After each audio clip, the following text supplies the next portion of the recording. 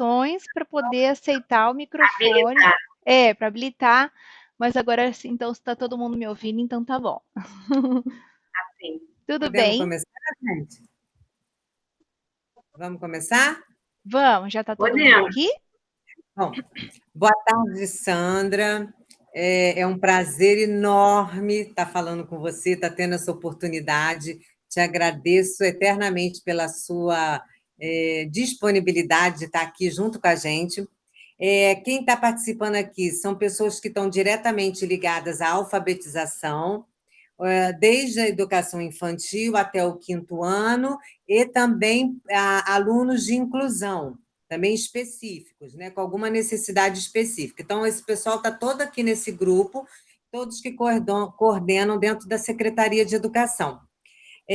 A gente vem num processo dentro da Secretaria de Educação de algumas propostas de alfabetização, onde a gente avalia que, de uma certa forma, não conseguiu resolver as questões que a gente tem, né, que são problemas, que são distorção em idade de série, alunos estudar 3 anos e chegar ao terceiro ano, alguns não estão alfabetizados, saindo da educação infantil não tão preparados para o início de uma alfabetização. E aí, a gente entrando agora, a gente está tendo a possibilidade de estar entrando com novas possibilidades, novas estratégias, novas maneiras, né, que a gente pode estar levando para a sala de aula. E aí a gente fala o tempo todo, né? Eles também já falavam um pouco da consciência fonológica, só que a gente queria ir mais a fundo para conhecer realmente e entender como trabalhar a consciência fonológica. Eu tenho a experiência da consciência fonológica porque eu tenho uma menina, né? Um dos meus filhos é a Gabriela, que tem 11 anos, tem síndrome de Down, e ela foi alfabetizada pela consciência fonológica. Na verdade, não foi nem no espaço escolar, que assim, muito pouco foi utilizado, e foi a fonoaudióloga e eu em casa que utilizamos a consciência fonológica, e realmente ela sabe escrever e ler utilizando a consciência fonológica. E aí eu queria que você, né, através das perguntas que as meninas colocaram, que você tivesse né, colocando também a sua história, tudo aquilo que você tem de possibilidade para a gente, tá? Um grande abraço e depois a gente, se der tempo, a gente faz umas perguntas. Sim, bom, que bom estar falando aqui com vocês. Eu gostei de ter recebido as perguntas, porque dali já meio que eu tenho um norte do que falar. Mas assim, gente, antes, eu acredito que nesse call aqui, o que que eu quero fazer com vocês? Eu quero que vocês entendam de fato o que é consciência fonológica, né? E assim, porque eu estou vendo na mídia muita confusão, porque é um termo que está chegando, né? E cada um fala de um jeito, e aí os professores ainda vão ouve daqui, e então vai todo mundo ficando um pouco perdido. E você, Raquel, falou que a Fono trabalhou com a sua filha. A fonoaudiologia já vem trabalhando, né, com isso há muito tempo, né? Porque faz parte. Bom, eu espero que vocês tenham tido tempo de assistir o vídeo que eu indiquei para vocês, né? Que é a base, o que é consciência fonológica, que lá eu explico um pouquinho. Mas o que eu tenho visto hoje, que é a maior confusão, é o que é consciência fonológica, né? Que é o básico. Gente, olha, a consciência fonológica é uma habilidade que nós temos dentro da nossa cabeça. Tá? Que é cognitiva, é como a memória, tá? Então, o que é essa consciência fonológica? É a capacidade que nós temos de pensar sobre os sons da fala. Então, eu vou pensar sobre as sílabas, sobre as rimas, sobre as palavras, sobre as frases, sobre os fonemas, né? E quando eu vou pensar sobre fonema, mais especificadamente, eu vou falar de consciência fonêmica, que é um pouco mais específico, né? Que é aquele é a propriedade de pensar sobre as relações entre letras e fonemas. Então, pensem assim, ó, que dentro da nossa cabeça a gente tem uma bola, tá bom? Que é a consciência aqui, nesse ladinho do cérebro tá aqui, ó, consciência fonológica. E dentro da consciência fonológica ainda tem uma habilidade mais específica ainda, que é a consciência fonêmica, tá? Agora, por exemplo, por que eu estou falando que eu estou vendo o pessoal fazer muita confusão? Tem muito youtuber, muita gente falando de consciência fonológica na internet, nas mídias sociais. E outro dia eu vi uma professora falando sobre isso, e aí ela estava tentando explicar para os alunos que estava muita gente falando para ela, mas consciência fonológica é um método, consciência fonológica é um método. E ela estava lá, não, gente, consciência fonológica não é um método. Mas aí ela falou uma coisa que me assustou. Ela falou assim, consciência fonológica é um processo. Aí, assim, qual a diferença entre método e processo? Como que você explica isso para um professor, né? A consciência fonológica não é um processo, tá? Então, é isso a primeira coisa que vocês precisam entender. A consciência fonológica é uma habilidade. Todos nós já temos ela, tá? Ela já está dentro da nossa cabeça, já está no nosso cérebro. O que acontece agora? Pesquisas recentes na área da neurociências e da psicologia cognitiva da leitura, que é uma ciência específica que nasce já desde a década de 70 e tem se fortalecido a cada ano, tá? Que é a ciência da leitura, uma ciência para estudar só como a gente aprende a ler e escrever. Pesquisas nessa área estão mostrando que atividades que vão trabalhar, né, no começo do processo de escolarização, as relações entre letras e sons, essas atividades são aquelas que vão favorecer o desenvolvimento da consciência fonológica, tá bom? Então é importante vocês entenderem essa ponte aqui. Então, a consciência fonológica já está lá na nossa cabeça. Então, o que eu, enquanto professor, preciso fazer, né, para desenvolver essa habilidade que o meu aluno já tem?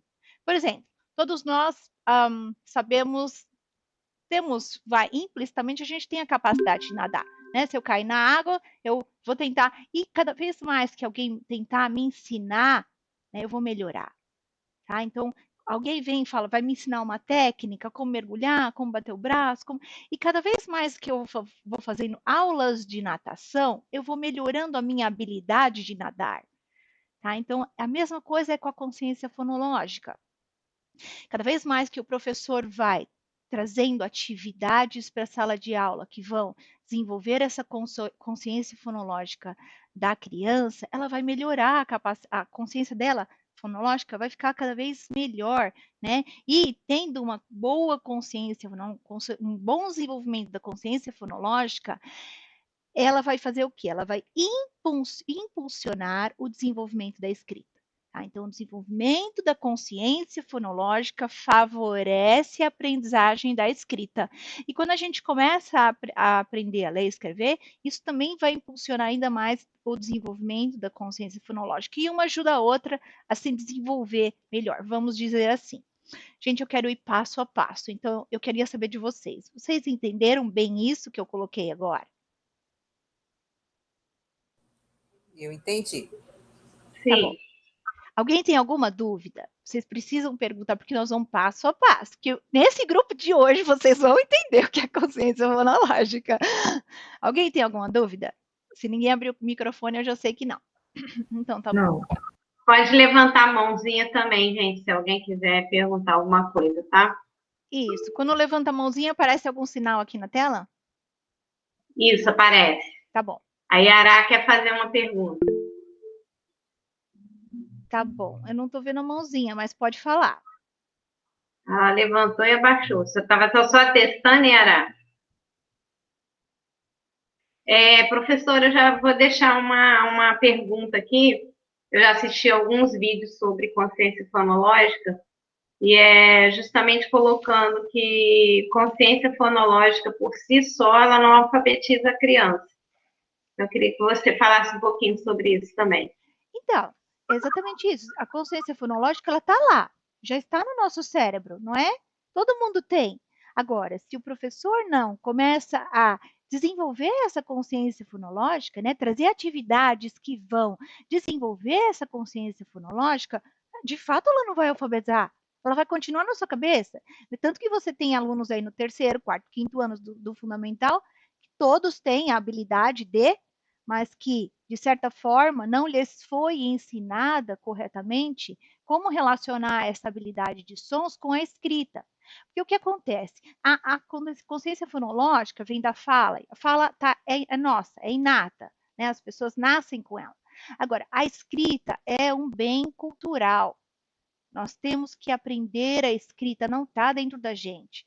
Então, aí é o papel do professor de mostrar para as crianças como esses símbolos do nosso sistema de escrita, que são as letras, o que eles representam, né? Na verdade, que eles representam sons da fala, e que nós podemos sim relacionar cada um desses sonzinhos que vocês ouvem com esse símbolo aqui, que é, por exemplo, a letra A ou a letra S. Né? E quando o professor começa a mostrar para a criança a relação entre isso, ela vai começando a entender e ela vai começando a aprender. Tá? Então, precisamos encontrar meios, técnicas de ensinar essas crianças a fazer essas relações. O que tem acontecido na escola? Eu vou dar uma breve, eu vou fazer uma retrospectiva rápida da história para vocês. Bom, mais ou menos lá em 1950, a gente tinha o quê? O ensino tradicional, né? Em que a professora era o foco do ensino, a professora ensinava, certo? E aí, quando chega o construtivismo, com toda a psicologia cognitiva, vem ficando mais forte por volta dessa época, o foco passa a ser o aluno, né? Passa a ser a aprendizagem, né? Nós não estamos mais focando em como o professor está ensinando, porque até então, o que o professor ensinava e acreditava-se que o aluno memorizava. O meu aluno memorizava e ele aprendia, né? Era assim.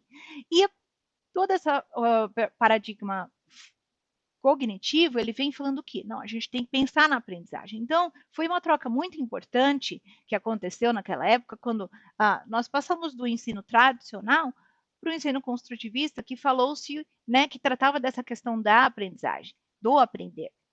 Acontece, gente, que junto com essa questão da aprendizagem, do aprender, veio a teoria da psicogênese, né? Veio a teoria da Amélia Ferreiro, que na época foi muito importante, porque colocou o foco no pensar.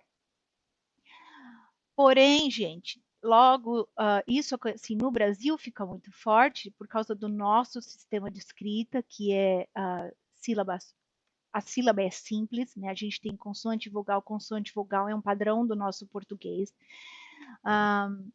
Mas o que acontece? Mundialmente, outros pesquisadores também estão estudando como a criança aprende a escrever, né? E mundialmente aparecem outras teorias que não chegaram no Brasil naquela época, e são teorias cognitivas também, tá? Mas no Brasil o que pega é a Emília Ferreira. Juntamente com a Emília Ferreira, o que veio também foi a questão do letramento, né? Que dizia o seguinte: nós temos que tirar esses textinhos de o vovô viu a uva, né? Que não são textos reais, e temos que dar para a criança textos reais para que ela aprenda a se virar no mundo. Então, ela tem que aprender com convites, bilhetes, histórias. E eu concordo com isso, né? Os textos sociais são importantes, melhores do que o vovô viu a uva. Mas acontece que isso vem de uma maneira tal que veio a ideia de que a gente tinha que colocar a questão social para a criança, né? Que o foco do aprender é a criança e é esquecido o ensino. É esquecido o ensino nesse ponto, porque a teoria psicogenética vai falar o seguinte: a criança aprende, a criança constrói quando ela está em contato com o meio, né? Então, o papel do professor é mediar isso, ele é colocar a criança em contato com o texto e a criança vai desenvolver aos poucos, quando o professor for cantando, ela vai entendendo e ela vai aprendendo. Então, você meio que deixa isso de uma forma espontânea. E esse é o perigo, gente. E esse é o perigo, porque a aprendizagem da língua escrita é muito complicada. Não é um processo fácil, tá? De se passar por. A gente tem que entender realmente como funciona. E pensa, olha só, eu vou falar para vocês, gente, olha só, vamos aprender japonês, vamos aprender alemão. Eu vou te dar um texto aqui, vocês vão tentar ler, eu vou cantar para vocês, vocês vão tentar. Quantos anos vocês vão ficar para sozinhas começarem a perceber que, meu Deus, que fonema é esse? O que essa palavra é? Como que eu vou fazer essas relações? Quantos anos vocês levariam para fazer isso? Não é? Muitos. Tá? Ao passo que se eu chegar e falar, olha, essa letra é esse som, juntando essa letra com esse som vai dar né? E fazendo esse padrão, nós vamos conseguir ler e escrever. Então, se eu der a dica para vocês, vocês vão aprender mais rápido. E é isso que faltou no Brasil. É por isso que a gente tem crianças no terceiro, no quarto, no ensino médio, sem saber ler. Tá? Porque ninguém, em determinado momento da escolarização dessa criança, está chegando para ela e está explicando como o sistema de escrita funciona. E é isso que nós precisamos começar a fazer no Brasil. Tá? Então, o que acontece? Vamos lá, voltando de novo. A gente tem vindo a questão do letramento, vindo a questão da psicogênese muito forte. E aí, o que combinava, né? Porque os professores, tá bom, se a criança aprende sozinha, né? Eu tenho que respeitar o aprender dela. Como que eu vou ensinar? Vamos fazer o método global. O que é um método global de aprendizagem? É aquele método que, por um determinado tempo, foi muito famoso nos Estados Unidos e depois caiu em desuso. Quando ele caiu em desuso nos Estados Unidos, o Brasil começou a usar. Então, foi assim, falta mesmo de explorar o que estava no ambiente internacional. Por quê? O método global vai dizer que a criança em contato com o texto, né, lendo palavras, ela vai aos poucos conseguindo entender o que está escrito ali, né, o professor mediando, mostrando para ela, ela vai conseguindo entender e ela vai se alfabetizar com o texto. Então, isso calha muito a favor do letramento, né? Eu vou dar o texto, a criança vai entrar em contato com o texto e ela sozinha, com a questão da aprendizagem, da psicogênese, vai entender a escrita e ela vai aprender. Então a gente passou muitos anos no Brasil acreditando nisso, gente. A combinação desses três fatores culminou no que a gente tem hoje, que nós somos um dos piores países do mundo em níveis de alfabetização. Piores até do que países subdesenvolvidos que a gente fala, nossa, eu estou pior que... Né? Se vocês pegarem o ranking do PISA, vocês vão ver que o Brasil está atrás de países assim que teoricamente são mais subdesenvolvidos que nós. Né? Então tem alguma coisa muito errada acontecendo no Brasil. E eu vou ser muito sincera com vocês, quando eu comecei a dar aula, eu passei por isso. Eu acreditei que o construtivismo era o certo, porque em nenhum momento eu achei que o foco tinha que ser o ensino. Eu sempre achei que o foco tinha que ser a criança, né, o aprender. O foco tem que ser a reflexão. A gente aprende refletindo, aprende, lógico, quando eu estou em contato com um objeto, mas alguém tem que me ensinar. Mas enfim, quando eu saí da faculdade e caí na sala de aula, eu era super construtivista, super Emília Ferreira, super método global. Eu acreditava nisso tudo. Só que em 2 anos na sala de aula, na escola. Não, eu comecei na escola particular, onde as crianças têm apoio dentro de casa, né? São crianças que vêm de um meio social favorecido, onde os pais geralmente têm nível superior. E eles leem para as crianças em casa, e eles dão estímulos para as crianças em casa, então essas crianças frequentam muito a educação infantil desde 2 anos de idade. Então são crianças que são muito bem estimuladas durante a educação infantil. E eu peguei crianças com 5 anos na educação infantil, muitas muito bem estimuladas, e o pouco que eu fazia, né, de mostrar o texto e fazer as relações, olha, tem que tentar entender aqui, vamos lá, elas começavam a ler, porque elas eram muito bem estimuladas. Então, nos meus 2 primeiros anos de professora, eu não senti muito impacto em ser uma professora construtivista, porque eu estava na rede particular. Daí eu passei para a rede pública. E foi quando eu fui trabalhar numa escola de periferia, do lado da favela.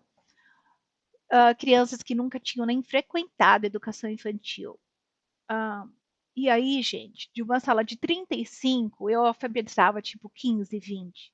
E era o ano inteiro ralando. E eu chorava no final do ano porque eu sabia o que eu estava fazendo. Eu sabia que aquelas crianças iam para o segundo ano, e no segundo ano elas iam ser copistas, e no terceiro elas iam... Porque por mais que a escola desse um reforço, nem sempre a gente consegue alfabetizar essas crianças no reforço. E foi para mim, foi traumatizante. O primeiro ano eu falei, não, alguma coisa eu fiz errado, vamos tentar de novo. E aí o segundo ano eu fiz de novo. E de novo os resultados terríveis. E eu chorava, sempre fui muito crítica comigo mesma. E foi quando eu cheguei à conclusão de que eu não sabia alfabetizar.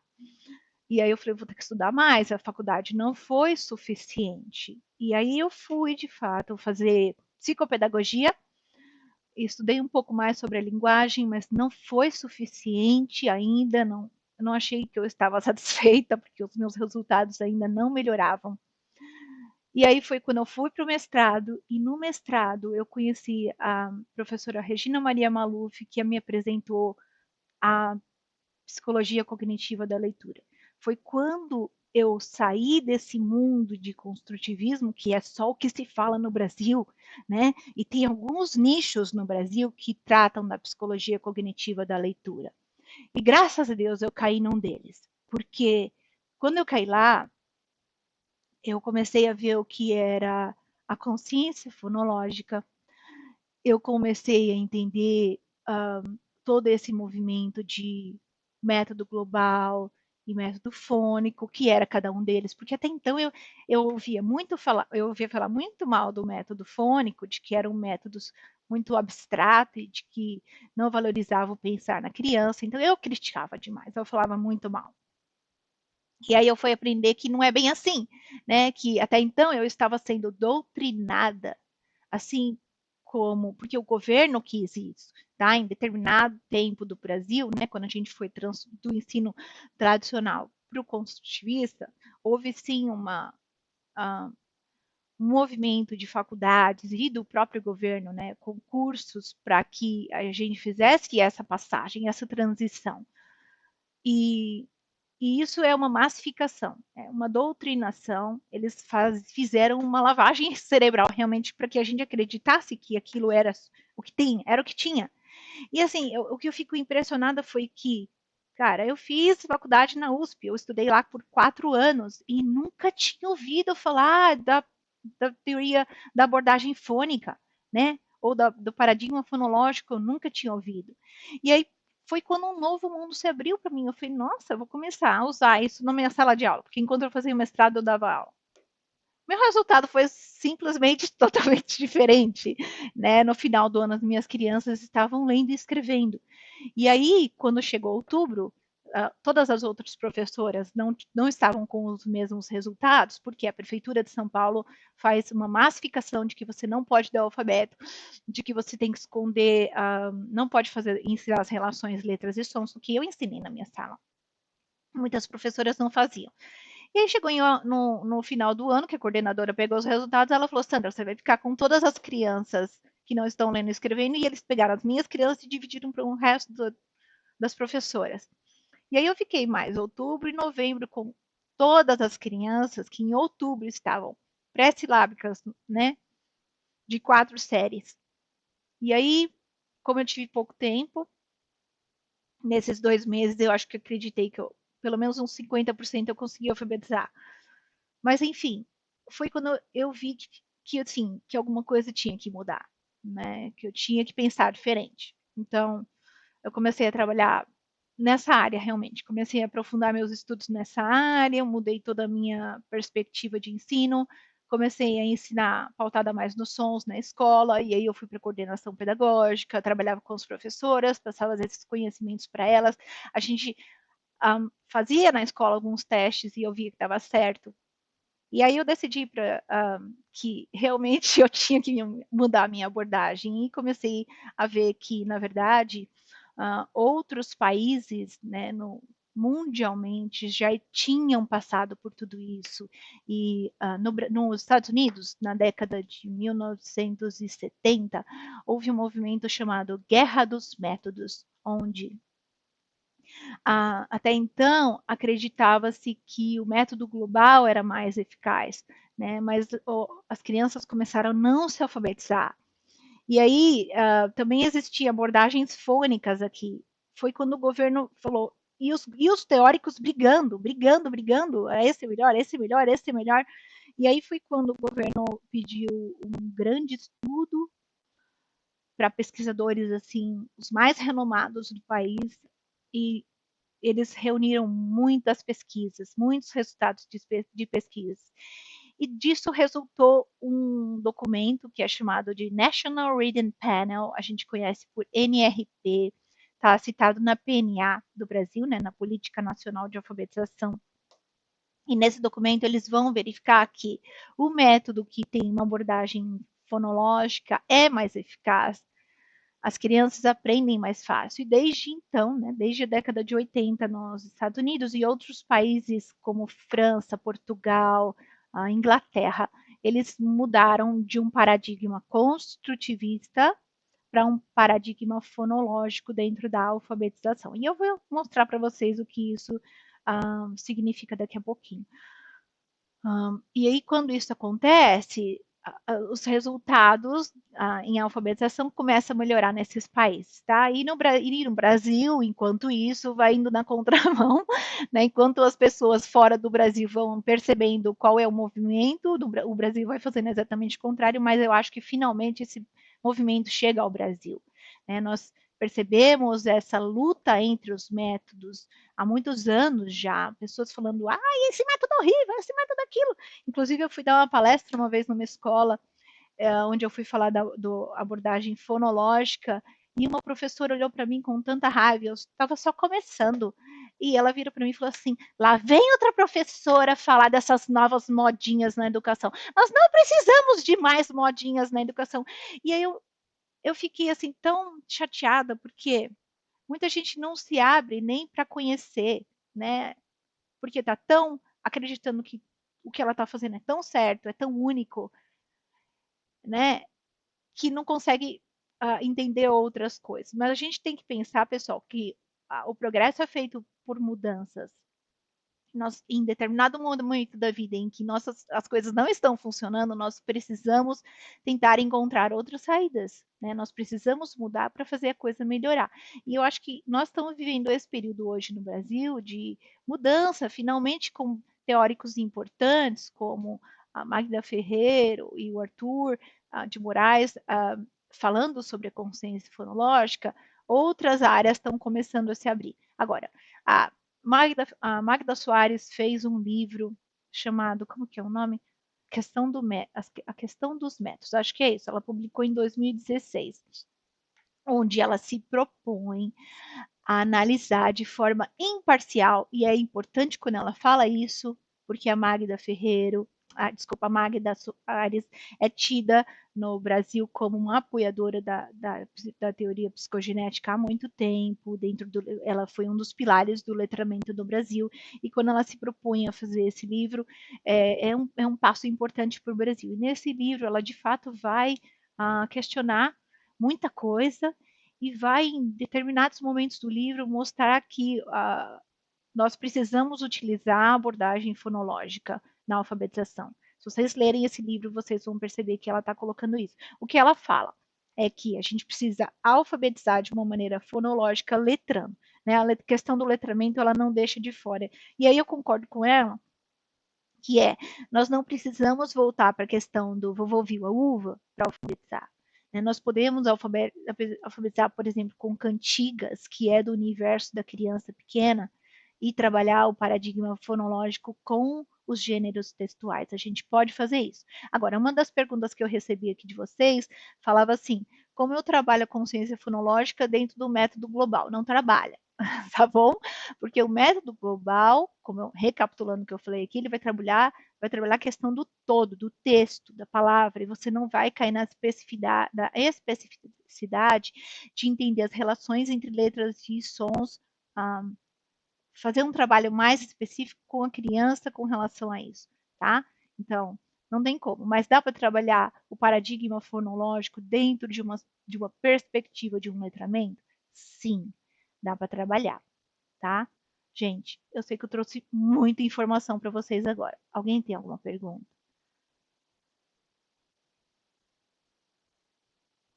Não, estou adorando o que eu estou ouvindo. Tá bom. Então, eu estou tentando colocar dentro de uma perspectiva histórica, que é para vocês poderem entender isso, tá, gente? Porque muitas vezes não adianta eu chegar aqui para vocês e falar assim, consciência fonológica é isso, vocês têm que fazer isso, porque vocês não vão entender, né, o contexto em que isso se dá, e muitas vezes vão manter a postura daquelas professoras que por não entender toda essa questão histórica, vai falar assim, ela vem mais daquela professora falar disso de novo, eu não quero mudar, tá? Então, a mudança ela é importante, nesse sentido de que eu falei para vocês agora, tá? Da gente entender como a ciência está progredindo com as pesquisas. E eu estou seguindo a ciência. Cada vez mais pesquisas estão sendo feitas na área da alfabetização, né, por causa dessa ciência da leitura, que é tão específica, e cada vez mais essas pesquisas estão mostrando que a criança vai aprender melhor dentro de uma perspectiva fonológica. E aí eu vou falar para vocês, então, o que é essa perspectiva fonológica, tá bom? Uma dúvida? Tá bom, então vamos lá. Bom, a perspectiva fonológica é a perspectiva que vai desde o começo vai promover o desenvolvimento da consciência fonológica através do ensino explícito das relações entre letras e sons. E o que é isso? Né? Porque no construtivismo há um ensino implícito. O que é o ensino implícito? Né? Quando o professor media, ele meio que ensina, mas ele deixa a criança tentar entender por si só. Né? Nós queremos que a criança construa aquele conhecimento. Já na perspectiva fonológica, existe o ensino explícito. O professor ele é parte essencial desse processo. É lógico que a criança pensa, a criança reflete. A criança o tempo inteiro é atora, porque ela está lá, tá bom? Ela está participando. Sem ela não tem aprendizagem. Mas o professor ele é papel essencial em que sentido? De que ele não vai só mostrar, né? Ele vai falar, olha, criança, é assim, né? Isso, a letra A tem esse som. E quando a gente junta, por exemplo, B, né, que vai fazer o som B, com A, vai dar ba, e eu consigo escrever bala. Então, eu vou te mostrar quais são esses sons. Agora, por que a perspectiva fonológica foi tão criticada? Porque quando essa questão do fônico chega, né, e a questão do fônico é muito complicada, porque ele é abstrato, né, os fonemas são abstratos. O que isso significa? Quando eu começo a falar, eu não falo através de fonemas, eu falo. A primeira emissão sonora é uma sílaba. Então, quando eu falo pato, eu falo pato. Eu não faço p, a, t, o, né? Porque foi um código que foi criado há muito tempo atrás para identificar as pequenas partes da nossa fala e é muito eficaz o sistema alfabético, né? Porque com 26 letras nós podemos, com 26 letras, nós podemos escrever qualquer palavra. Né? Por exemplo, no japonês, em que o sistema não é alfabético, né? Um sistema ainda ideográfico, onde eles se baseiam na questão da ideia, o sistema de escrita, como o chinês ou o japonês, tem 50 mil caracteres, 50 mil caracteres para serem aprendidos. Se você vai ler um texto de jornal, você tem que ter decorado pelo menos 1000 caracteres. Tá? Então, é uma leitura difícil, dolorosa, porque você tem que decorar muita coisa, memorizar muita coisa. Né? Nos sistemas alfabéticos, não. Você entendendo as relações entre letras e os sons, as 26 letras, você escreve qualquer palavra. E é isso que nós queremos mostrar para as crianças no comecinho. Então, eu acho que foi muito difícil de entender como fazer isso, né? Como fazer a criança entender os fonemas, sendo eles uma unidade tão abstrata assim. E aí vão sendo desenvolvidos diferentes métodos que têm uma abordagem fonológica para tentar ensinar melhor essa criança, para tentar fazer essa criança aprender cada vez mais. Né? E eu acredito que no decorrer do tempo foram aparecendo. Apareceu, por exemplo, o método das boquinhas, né, que também é um pouco sensorial, que vai mostrar a boquinha.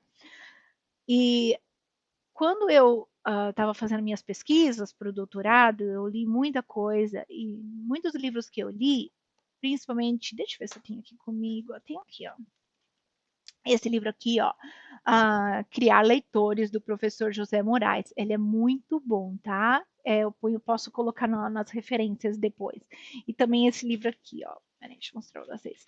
Os Neurônios da Leitura, tá? Muito bom também. E esses autores, eles vão falar o seguinte, que as crianças aprendem melhor aqueles fonemas que a gente pode encadear na corrente da fala, né? Então, aqueles fonemas que eu consigo fazer, por exemplo, como S, é mais fácil da criança perceber do que, por exemplo, o B, que é B, não é? E aí, foi quando, em 2013, então, quando eu estava na sala de aula ainda, eu comecei a fazer alguns testes com as minhas crianças tá bom, né? Então, olha, essa letrinha, e eu falava, gente, igual a cobrinha faz, vamos fazer a cobrinha. Eu ficava assim com as crianças adoravam, então eu via que era uma letra que eles aprendiam rápido. E eu comecei, para poucas letras, fazer essas associações. Então, em 2013, eu publiquei meu primeiro livro, onde eu começo a falar de onomatopeia para alfabetização, dentro de uma perspectiva fonológica. Mas, somente uns anos atrás que eu falei, gente, se isso está dando tão certo, vamos então criar um método, né, para poder ensinar os fonemas. Então, foi daí da onde eu tirei a ideia para fazer o método das onomatopeias. E assim, é mais um método dentro da perspectiva fonológica. O que o paradigma fonológico diz? Que você pode ensinar através de uma instrução fônica sistemática. E o que isso significa? Você vai usar, gente, quaisquer métodos ou meios que você puder para ensinar as relações entre letras e sons para as crianças, desde que isso mostre para ela as relações entre letras e sons, tá? Então não é que eu estou falando assim, vocês vão ter que usar esse método para alfabetizar, não é. Tá? Quando eu digo instrução fônica sistemática, qualquer coisa, qualquer método, qualquer atividade que vocês desenvolvam para desenvolver realmente habilidades linguísticas que vão despertar a consciência fonológica na criança. Então, ó, uma coisa está levando a outra. Eu espero que eu esteja encadeando bem essas ideias. Enfim, foi quando eu vou pensar no método das onomatopeias, que é nada mais do que uma instrução fônica, que vai falar para a criança o quê? Olha, essa letra aqui, né, ó, é o S. E o S vai ter o som S, tá? E ó, gente, essa letra aqui é o A. O som dela é A, tá? Então, quando eu vou juntar, ó, A, vamos fazer mais rápido, ó. Sa, sa, sa, tá? Não sei se apareceu, não. Não sei se a câmera tá invertendo, mas enfim. Estava certo, estava certo. Estava certo, tá bom. E aí, é quando a gente consegue, trazendo o lúdico para dentro da abordagem fônica, é quando você consegue fazer com que crianças pequenas aprendam a escrever, aprendam as relações entre letras e sons. Eu estou tendo uma repercussão muito grande no meu YouTube de pais e até de professores que estão usando essa maneira de ensinar, e as crianças pequenas estão aprendendo, né? Mas por quê? Porque eu estou mexendo com. Não é só questão do fônico aqui, a gente está mexendo com a ludicidade, a gente está mexendo com a imaginação. E a criança pequena, ela é sensorial, ela brinca, ela fantasia, tá? Então, quando eu trago uma coisa tão complexa, tão abstrata, não é? Quanto os fonemas, e eu concretizo isso através de uma onomatopeia, né, de alguma coisa que eles podem brincar, porque o que eu tenho dito muito, muito, muito nos meus vídeos e para todo mundo que me escreve é brinca, brinca, brinca, brinca, brinca com isso, né? Então, olha, a cobrinha, gente, vamos imitar uma cobrinha, né? Olha, letra A. E aí eu venho, oi, pessoal, eu sou a letra A, tudo bem? Vamos fazer comigo meu som? Ah! E aí as crianças brincam, tá? É isso. Você pega uma sala de educação infantil, faz fantoche com essas letrinhas. Ó. Pegou uma letrinha, isso pode ser faz no papel, de cartolina, plastifica, põe um pauzinho, vira um fantoche. E aí todos os dias, olha pessoal, hoje a gente vai se apresentar as letras do alfabeto, não é? E aí as letras vêm e se apresentam, mas não é só o nome, você tem que falar o nome e o som. tá? Ai, gente, eu sou a letra S, como que eu faço? Deixa as crianças brincarem, deixa as crianças falarem. E aí vocês vão ver que crianças muito pequenas, tá? Com 3, 4 anos de idade, elas vão aprender as relações entre as letras e os sons, assim, facilmente. O ano passado eu fiquei impressionada com uma mãe que ela queria ensinar a filha dela, foi precoce, até a menina tinha 1 ano e 10 meses, mas ela gostou do método, e aí ela imprimiu, ela falou, vou fazer o jogo da memória, que é o que você indicou, e vou brincar com ela. E aí ela fez, mostrou as figurinhas, e aí tinha lá todas as cobrinhas, ela falava, vamos pintar a cobrinha, a menininha pequenininha mostrava. E aí teve uma vez que ela estava cortando as figurinhas e a menininha viu a onomatopeia da letra X, que eu falo que é o barulho do silêncio, né? Que é shh. E a menininha olhando, olhando, ela ficava assim para a mãe, ó, shh, shh, olhando para o X e fazendo shh. E ela tirou foto e me mandou. E com 1 ano e 10 meses, a criança ela não precisava entender o que é um sistema de escrita, tá? Mas ela sabia que aquela letra tinha esse som. Shh. Ela sabia que aquele símbolo, que ela nem sabia aquela letra, tinha esse som. Shh.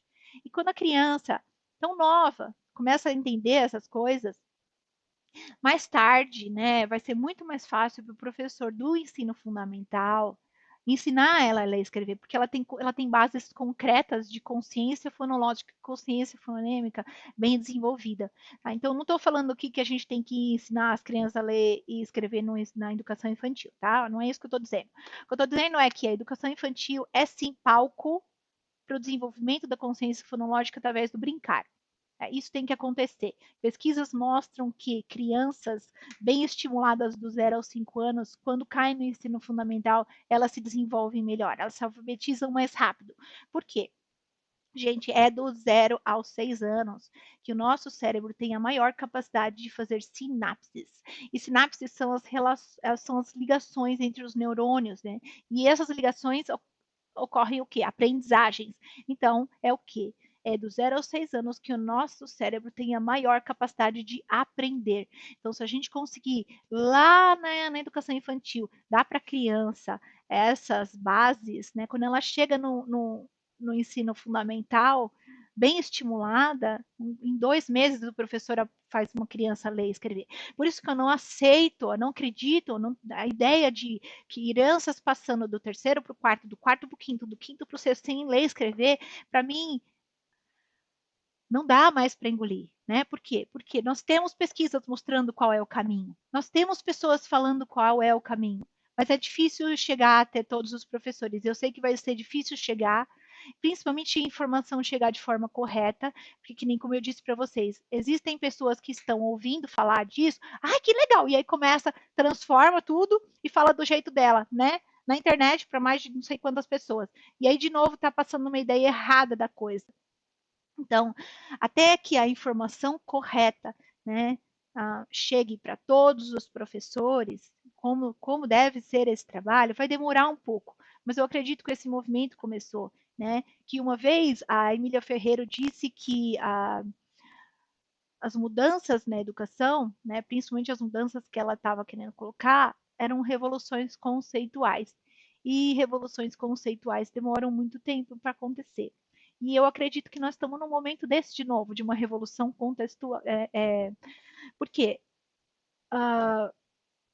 Porque, de novo, gente, é hora de mudar os paradigmas, tá? Não estou dizendo que Emília Ferreira foi muito importante, é muito importante tudo que ela falou, assim como o paradigma construtivista trouxe imensas contribuições para a educação brasileira, mas chegou o momento de aproveitar todo esse crescimento, né, pensar sobre ele e progredir ainda mais. Ok, isso tudo nos levou para um outro patamar. Agora, o que a ciência está nos trazendo hoje, de novo, que possa nos levar para um patamar ainda melhor. Nós precisamos aumentar o nível de escolarização das nossas crianças. Gente, eu moro aqui nos Estados Unidos e eu participei da educação da minha filha. Eu ia muito para a escola de fundamental, né? Aí, de primeiro ao quinto ano eu ia muito para a escola. Eu estava sempre dentro da escola. E as crianças não passam de um ano para o outro sem se alfabetizar, tá? No kindergarten, que é o educação infantil, que elas só fazem um ano, tá? Não tem aqui de 0 a 5 anos, é só dos 4 aos 5, e com 6 eles estão no primeiro ano. Mas nesse ano da educação infantil, eles brincam demais com fonemas, muito. A consciência fonológica é estimulada de uma maneira tal, que quando essas crianças chegam no primeiro ano do fundamental, elas já estão lendo, tá? Ou o professor tem pouquíssimo trabalho. E a minha criança chegou aqui com 9 anos, no terceiro ano do ensino fundamental, e ela foi colocada numa sala especial para falar inglês, porque ela não falava nada de inglês, e em 6 meses ela estava falando, lendo, escrevendo. Né? E a gente tem tantas crianças, que nem lá, eu dei aula no Brás também, muitas crianças bolivianas chegando lá que ninguém consegue fazer nada por elas. E aí, gente, nós temos que fazer alguma coisa, tá? E enquanto você deixar essas crianças lá tentando aprender sozinha, tentando construir sozinha, nós vamos conseguir o quê? A mesma coisa que nós temos hoje, tá? Crianças passando de um ano para o outro sem aprender a ler e escrever. Então, o futuro daqui para frente é ensinar, sim, essas crianças dentro de uma perspectiva fonológica. E aí, o que eu disse para vocês, quaisquer métodos que vão envolver a relação letra e som e desenvolver muitas atividades divertidas, que vão envolver o lúdico, o corpo, o brincar, o cheirar, o pegar, tá? Porque a criança precisa disso, a criança pequena precisa disso, e dá para fazer, tá? Dá para fazer. Então, é isso que a gente precisa no começo da escolarização, fazer esse ensino. Então, gente, eu acho que eu falei demais. Eu preciso responder as perguntas de vocês. Mas, enfim, o que eu queria era que vocês entendessem o que é a consciência fonológica, que vocês entendessem a diferença entre o paradigma construtivista e o paradigma fonológico, e como essas questões vêm se batendo, né? Como as pessoas vêm brigando há tantos anos com isso, e eu acredito que posições como a da Magda Soares, de imparcial mesmo, de olhar para a coisa de uma maneira de fora, né? E falar assim, tá bom, o que tudo tem de bom? Vamos analisar? E chegar nas conclusões que ela chegou naquele livro é o que eu espero de todos os pesquisadores no Brasil que são responsáveis pela divulgação do conhecimento. Porque isso sim, essas informações que chegam para vocês na escola estão vindo da academia, não tem como falar que não está. Né? Os acadêmicos que estão escrevendo livros, que são os livros que vocês estão lendo, tá certo? Então, quando mais acadêmicos começarem a mostrar, né, isso através das teorias, dos livros, trazer isso para uma linguagem, porque a gente tem muita... Na literatura internacional é vasta sobre isso, porque eles já vêm falando sobre isso desde 1970. Então, é só o que se fala aqui fora, tem muito livro, tem muito material, tem muita atividade. E a partir do momento que isso estiver sendo trazido para o Brasil, né, e que as informações forem divulgadas de maneira correta, nós conseguiremos também fazer uma boa alfabetização, tá? Então, é o que eu espero que eu tenha conseguido fazer aqui hoje com vocês, entender um pouquinho de toda essa transição e da importância, então, de avançar e pensar dentro de uma perspectiva fonológica, ainda tratando do letramento, tá? Mas dentro de uma perspectiva fonológica, para desenvolver a consciência fonológica das crianças. Bom, acho que eu acabei. Falei muito. Vocês podem mandar as perguntas, ou se vocês quiserem, eu começo a responder as perguntas que vocês me mandaram. A Aline falou que tem uma pergunta. Pode falar. Não, Aline. Nem é uma pergunta, não. As minhas perguntas, né, foram enviadas ontem pela Raquel. Tá. Tipo assim, eu estou maravilhada ouvindo você falar, tá? E assim, eu tenho 22 anos de rede e eu nunca alfabetizei nesses 22 anos. Minha experiência profissional foi com educação infantil e depois com a parte administrativa, com gestão, né? Na direção, como OP, como E. E hoje eu atuo como professora de ensino médio e, no momento, atuando como alfabetizadora dos meus filhos.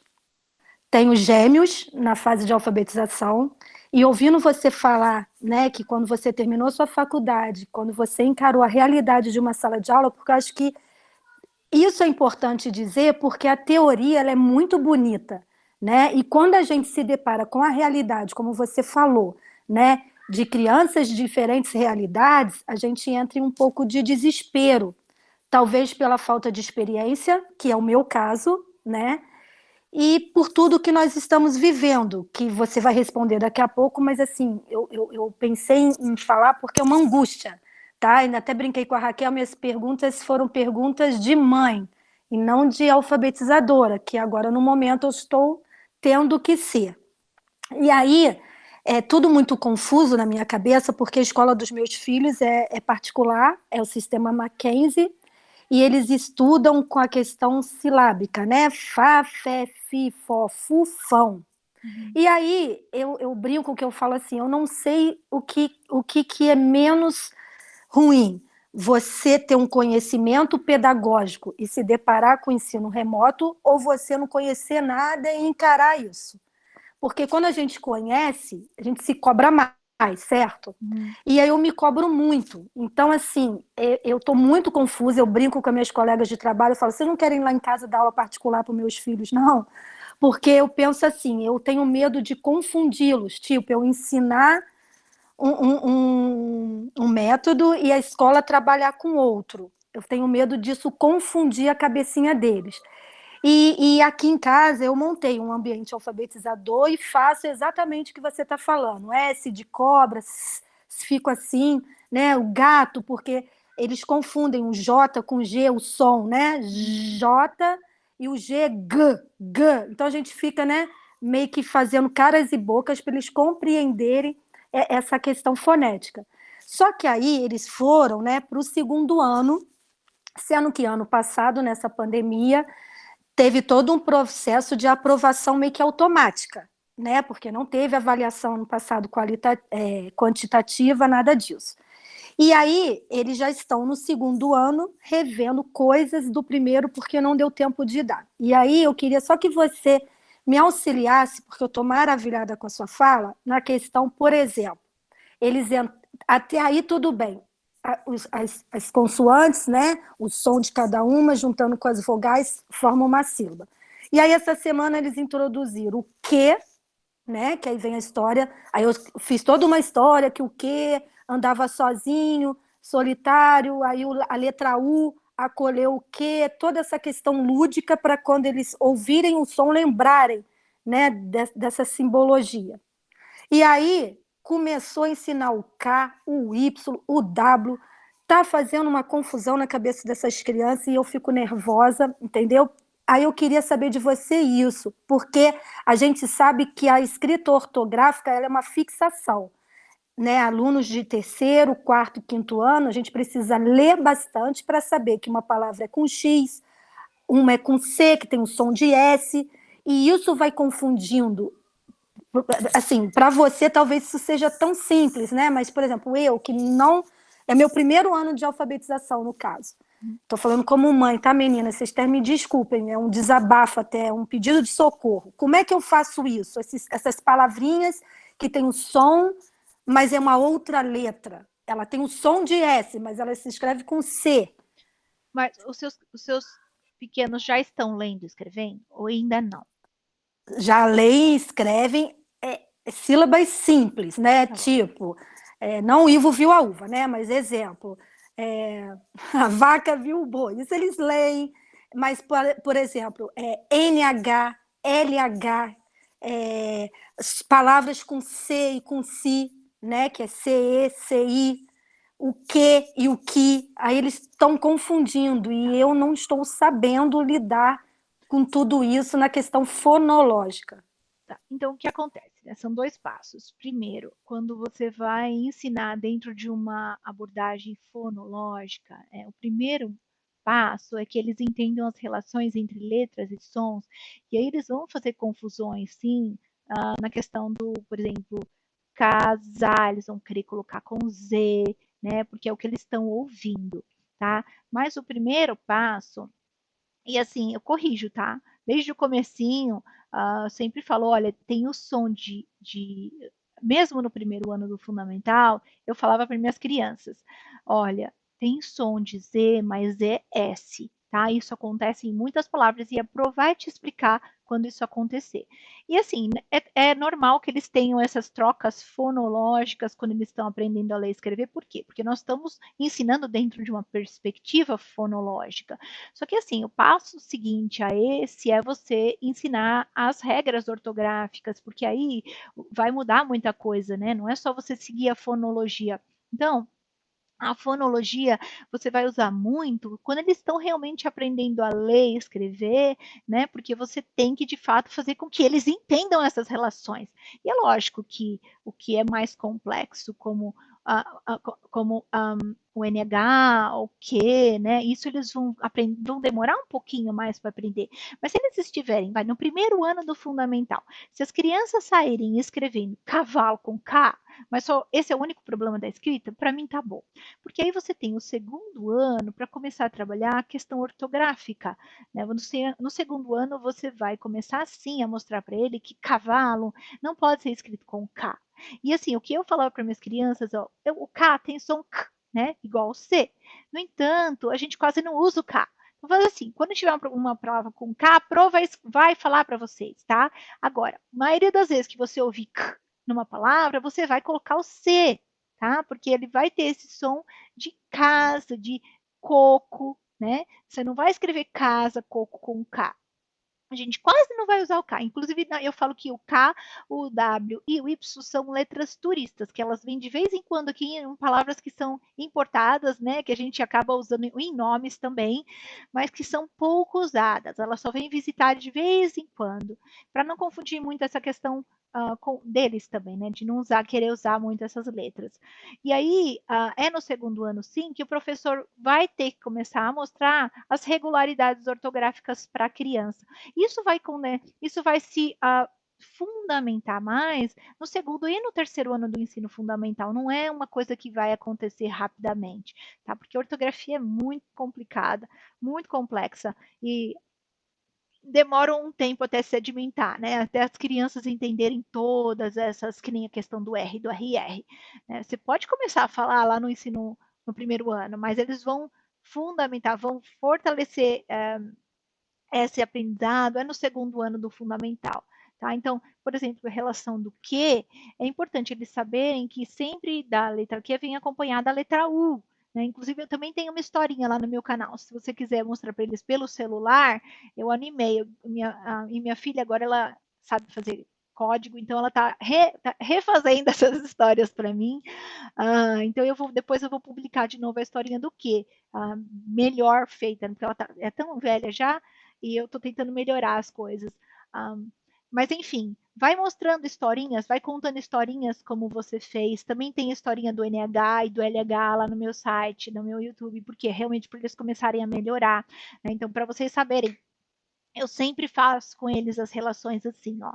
Olha, o L e o O é lo, né? Mas pensa, ó, quando eu falo assim, ó, lho, tem alguma coisa ali no meio. É um L, é um H que dá força. Então o H vem fazer assim, ó, não! E eu fazia os bracinhos assim, falo assim, ó, o H é força, não! Então toda vez que você percebe que não é filo, não é filo que eu tenho que escrever, eu tenho que escrever fi, não! E aí você brinca enquanto professora, brinca enquanto mãe, que você vai ver que em 2 semanas acabou o problema. Eles já vão começar a memorizar. E todas as palavras que eles perceberem que tem um lhá, um lhô, eles vão lembrar da força, eles vão colocar o H. Tá bom? Então é com brincadeiras como essa e com exercícios, né, na sala de aula que o professor vai começando a fazer, que essa questão ortográfica vai se solidificar mais aí, não é no primeiro ano que acontece, tá?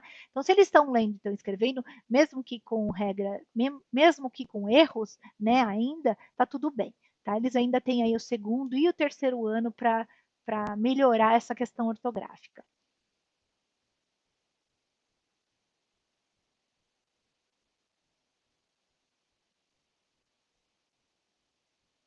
Oi? Perfeito. Eu vou adotar tudo isso. Tá? E é isso. Ele tem um pouquinho de paciência também, porque a questão ortográfica demora um pouquinho para, como eu disse, solidificar, né? Tem E aí gente, você vai às vezes a gente fica desculpa. até o no quinto, sexto, sétimo ano ainda aprendendo ortografia, e aprendendo regra ortográfica, né? Porque o nosso sistema de escrita é tão complicado com as regras ortográficas, né? Mas enfim, quem não, com a nossa idade, a gente tem que escrever berinjela, você fala, nossa, é com G ou com J, né? A gente se confunde às vezes, né? Porque é difícil.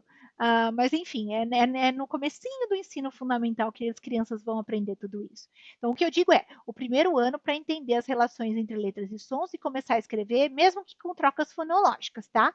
E o segundo e o terceiro ano é onde isso tudo, onde o professor tem que melhorar. E como está no comecinho do segundo ano, então eu não acredito que você precisa se preocupar muito ainda, não, que eles têm tempo para aprender. Muito obrigada, Sandra. De nada. Dá um alívio na gente, no coração. Que bom. Que bom. Eu estou preocupada agora com as crianças mesmo de primeiro ano, que nem... graças a Deus, as crianças de escola particular, elas ainda têm um auxílio maior, elas estão tendo aula de fato, né? Pode estar em contato com o professor, tem esses aplicativos como o Zoom, como o Meet, para poder se encontrar com os professores, né? Com o professor online, poder conversar. Agora, o que eu tenho percebido na escola pública, o professor está gravando o vídeo, ele manda para o YouTube, e a criança, se Deus quiser, vai assistir, né? Que a gente não sabe que tem criança que não tem nem a chance de assistir. Porque essa escola que eu trabalhava, gente, a situação era tão difícil que, assim, era um barraco, 8 pessoas morando no mesmo barraco, dividindo a mesma escova de dente. E eu falava para a criança, a sua lição veio tão suja, né? Como é que... E foi isso que eu fui descobrindo da vida da criança, né? Por que a sua lição tá tão suja, tão amassada? Porque eu tenho que fazer em cima da tampa da privada, porque na minha casa não tem mesa. Então, são crianças que estão lidando com problemas tão mais complexos do que ler e escrever, né? Que ler e escrever eles podem fazer na escola. Então, essas crianças, muitas crianças estão em casa, largadas, não podem aprender. Então, foi um ano parado, passado para elas. Esse ano vai ser um ano de novo perdido, né? E, infelizmente, né, é em situações como essa que o distanciamento social vai ficando cada vez maior, né? Porque as crianças pobres que precisam de auxílio vão saber cada vez menos, né? E é lógico que, meu Deus do céu, não tô querendo, desculpa, gente, não tô querendo falar pobre, rico e tal, mas as crianças dizem, né, que tem um pouquinho mais de condição, que estão aí numa escola particular, elas ainda estão tendo um pouco mais de empurrar, da escola empurrar, dos pais empurrarem, né, que tem mais condições. Agora o pai que trabalha das 7 da manhã às 8 da noite para ganhar um troquinho, né, porque eles não passem fome, não é a preocupação dele chegar em casa e ensinar a criança a ler e escrever, que muitas vezes ele também não sabe, né? Então a gente está com um problema muito grande nesse sentido aí, que eu não sei nem como vai ser daqui a 2 anos com essas crianças, né? Mas enfim, aí é um outro problema. Acabou aparecendo só, desculpa. Fala, Raquel. Acho que ela saiu ou caiu, professora. Tá bom, que eu vi a mãozinha levantou, depois saiu. Ela levantou. Olha, eu recebi algumas perguntas de vocês aqui. Eu não sei se eu já respondi todas, eu vou dar uma olhadinha, tá bom? Alguém falou assim, ó, quando a criança fica comparando o tamanho das palavras, essa fase simboliza a consciência fonológica? Fale um pouco sobre essas fases. Tá, vamos fazer assim, gente. Tendo em vista o que eu falei para vocês, alguém quer me falar alguma coisa sobre isso? Ó, quando a criança fica comparando o tamanho das palavras, isso simboliza a consciência fonológica? O que vocês acham?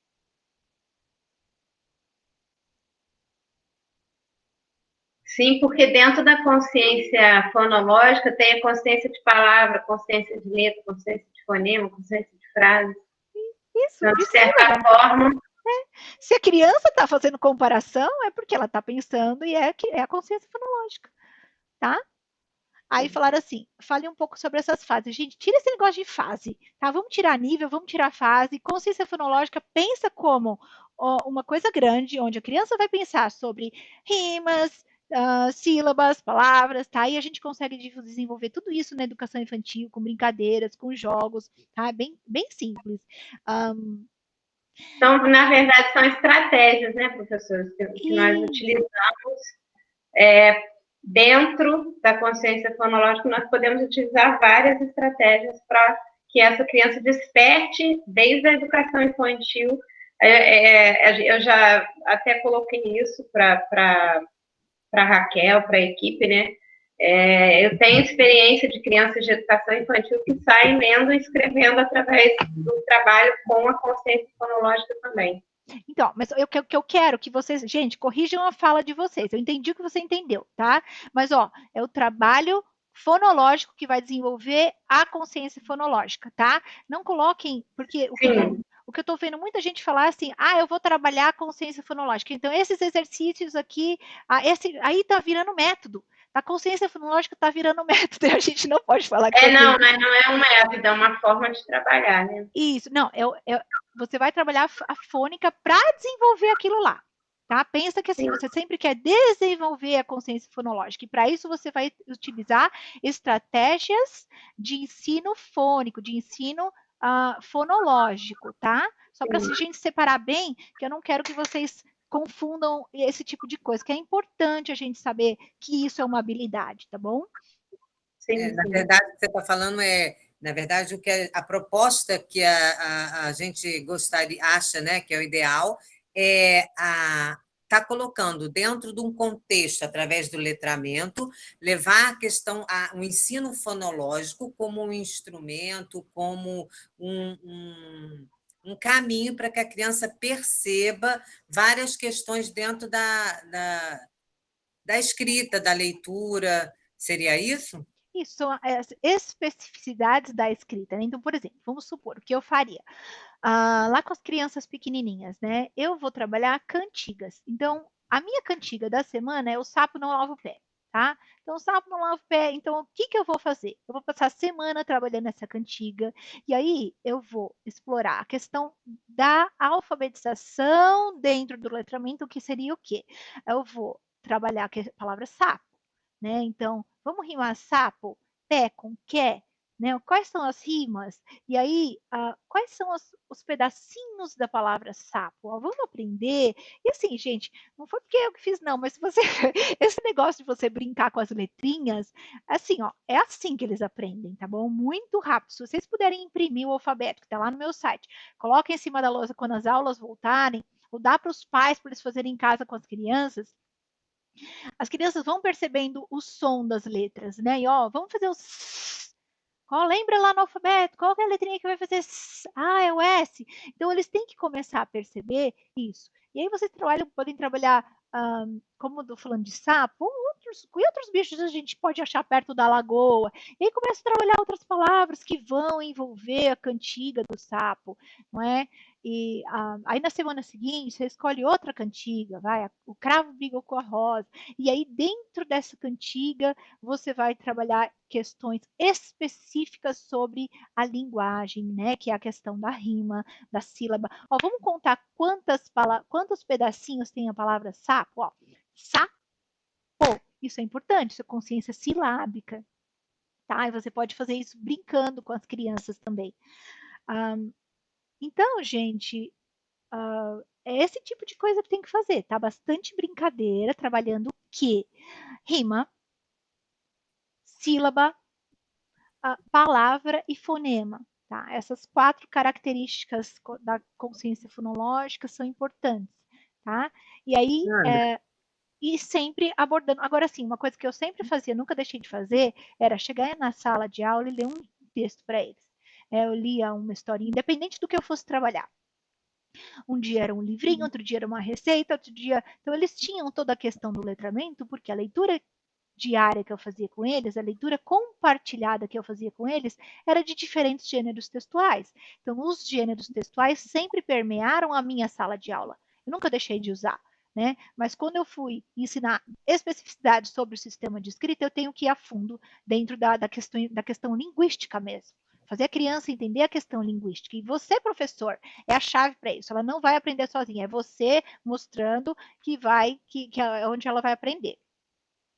Ô, Sandra, você falando aí, eu queria que você falasse do que é importante para permear esse trabalho. Eu penso que é importante saber, né? Todos os professores eles precisam ter apropriado, né, a questão dos sons das letras, né? E eu lembro que a primeira vez que eu fui colocada de frente dessa questão foi quando eu fiz o meu curso de formação de professores, que é a minha professora de didática que ensinou fonemas para a gente, e que os fonemas tinham som. Uhum. Então, foi a primeira vez que eu percebi aquilo, e eu achei tão legal que eu ficava pensando em palavras e ficava separando os fonemas das palavras mentalmente, porque eu achava aquilo muito legal. Sim. Fosse uma descoberta, sabe? E eu já era, tipo, 17 anos.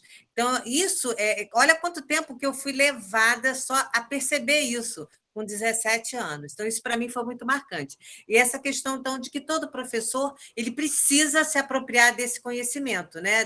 Dos sons e dos fonemas das letras. E a outra questão é que dentro de uma sala de aula, principalmente de educação infantil e primeiro, segundo ano, até o quinto, o momento de, às vezes, o professor estar mediando a criança numa escrita espontânea, por exemplo. Por mais que ela tenha aquele momento daquela escrita espontânea, que a criança vai escrever lá, eu vou escrever o sapo, tia. E aí a professora é um papel muito importante quando ela está ao lado, fazendo também a criança perceber, através da boca, da articulação da professora, as letrinhas e os sons. Isso está errado ou está correto? Então, tem que ser feito mesmo, Raquel, porque esse foi um outro problema que veio junto com a questão que eu te falei daquele embolo lá, construtivismo de ferreiro e letramento, né, que tudo ficou assim jogado, ficou assim, já que a criança aprende sozinha, já que a criança constrói, é a escrita espontânea que dominou a sala de aula, né, deixar a criança escrever sozinha, com as hipóteses dela, e criando, e criando, e subindo nas próprias hipóteses. E aí o professor fez o quê? Por que a criança? Né? E, gente, não é culpa do professor, tá? Como eu disse, nós fomos ensinados assim, então era o que a gente fazia, é o que a gente faz na sala de aula. Então, eu mediava no sentido de assim, escreve sapo, aí ela punha o A, lê pra mim, A, O, Sa, tá escrito sapo?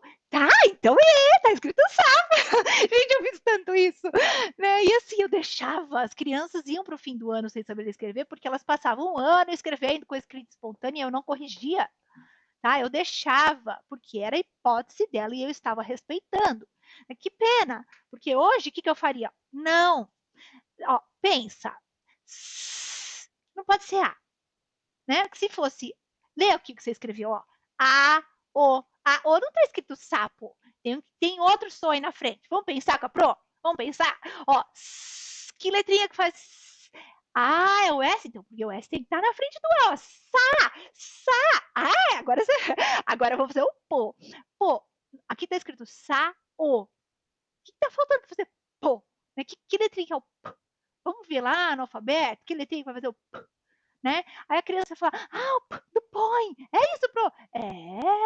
É assim que você ensina a criança a escrever, falando para ela como é que é, porque o que eu fiz, né, é realmente essa coisa da escrita espontânea, isso estragou a educação no Brasil. Agora, escrita espontânea você faz quando em avaliação diagnóstica, que é quando você quer saber como a criança está escrevendo sozinha, tá? Então, no começo do ano, a avaliação diagnóstica, ela escreve, você não interfere. Daqui a 2 meses, a avaliação diagnóstica, ela escreve, você não interfere. Mas em qualquer outra situação de sala de aula em que você está ensinando uma criança a ler e escrever, você não pode permitir uma escrita espontânea. Você tem que ensinar o tempo inteiro. Tanto que eu falo muito nos meus vídeos, é a questão da lista coletiva com o professor. Então, você pode deixar as crianças escreverem uma lista de 5 animais. Você quer deixar eles escreverem sozinho? Você pode até deixar. Mas depois você vai para a lousa. Agora vocês vão conferir o trabalho de vocês, que é o trabalho da Pro. Vamos ver? Olha, eu vou escrever sapo. Que letrinhas que vocês colocaram aí? Aí vão falar, alguém colocou alguma coisa diferente? Eu coloquei S-O. Alguém colocou alguma coisa diferente? Coloquei S-A. Por que S-A? Sa. Quem tá certo, gente? Sa. É o S-A. Então vamos colocar aqui na lousa. Você põe. Agora, pô. Quem escreveu Pô? Como que vocês... Eu coloquei O. Coloquei o P. Pro, eu coloquei PO. Então, vamos pensar por que PO? É PO. Olha o que deu aqui, gente. Sapo. É assim que eu escrevo sapo, tá? Então, é você mediando o conhecimento o tempo inteiro. E, gente, eu em nenhum momento fiz assim, pessoal, só Ceci Sossu, decora, só Ceci Sossu. Vocês percebem a diferença, tá? Entre eu fazer a criança decorar só Ceci Sossu 500 vezes e fazê-la pensar sobre as relações entre letras e sons. Porque assim, nessa perspectiva que eu estou mostrando para vocês, ela é fonológica, mas a criança, ela é o tempo inteiro participante, tá? O tempo inteiro ela tem que pensar que letra que ela tem que pôr lá para poder escrever sapo. Eu não estou mandando ela escrever sa. Eu estou fazendo ela pensar como escreve sa, tá? Então, duas coisas que eu não quero. O sa, se, si, so, su, decoreba, não é para fazer isso. E escrita espontânea. A outra é escrito sapo. Ah, que legal para você. Não. Não, você tem que corrigir. Tá? O erro é um processo. Erro, processo, né? Muito assim, erro é um processo de construção. Tem que deixar a criança errar para aprender. Ok, errou. Agora eu ensino. Tá? O papel do professor é esse, é ensinar. Nós não podemos nunca esquecer do nosso papel de professor, que é ensinar. E o papel do professor foi esquecido nos últimos anos. Acho que a Maria Cristina levantou a mão. Desculpa, vocês têm que falar comigo, tá? Porque eu não tô vendo as mãozinhas levantar. Não, foi antes, obrigada, Sandra. Que eu queria só dizer que eu entendi que a pergunta foi minha, anterior da Raquel. Tá? E ficou claro. Tá bom. Obrigada, tá? De nada. Bom, se vocês quiserem falar mais alguma coisa, pode falar. Deixa eu ver se tem alguma pergunta que passou que eu não atendi. Tá falando o uso da ludicidade através de histórias e jogos é considerado pré-requisito para a consciência fonológica? Isso como uma pergunta. Vocês me respondem. Vocês acham que é?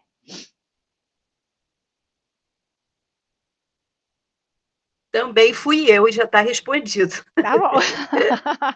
Obrigada. Gente, não é pré-requisito, mas é altamente Eu também recomendado. não sou alfabetizadora. Tá bom. Mas, assim, fica claro, né? Sim, histórias e jogos vão mexer com a imaginação, com a criatividade, é onde a criança vai aprender. Porque, assim, gente, pensa o cérebro, né, com várias regiões.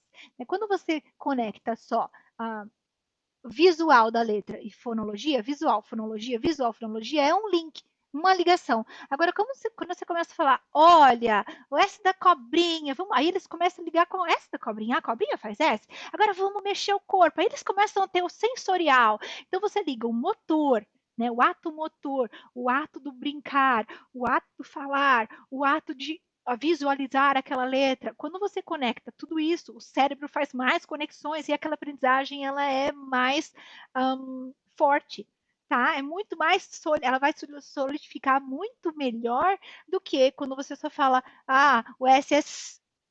Gente, o SOS da cobrinha. Ok, legal, legal. Mas você dançar, você fazer fantoche, você brincar, você fazer um monte de coisa, o que vocês acham que eles vão aprender melhor? Né? Não tem nem comparação, gente. Criancinha pequena.